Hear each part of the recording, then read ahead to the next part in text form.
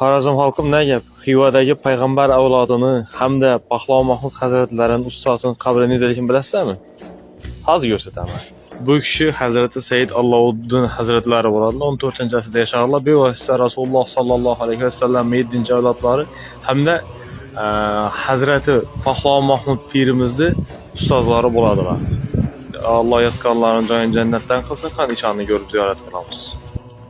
İran maqbarani ichi 14-asrda qurilgan va Hazrat Said Allovuddin pirimiz o'ng tarafda. Bu kishi yana aytib o'tganimizdek payg'ambarimiz 7-avlodlar hisoblanadi hamda Hazrati Pahlov Mahmud pirimiz ustozlari hisoblanadi. Xivaning eng nomdor ulamolaridan biri.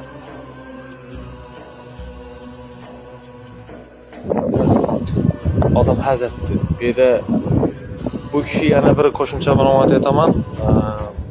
Bahouddin Naqshbandiy hazratlarining ustozi bo'ladilar ekan. Yana bir fakt.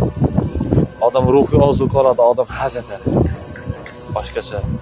Kelishib tavsiya etamiz. Shundan o'zlarimiz ota darvozadan kelganda 200 metr yurishsa va o'ng tarafingizda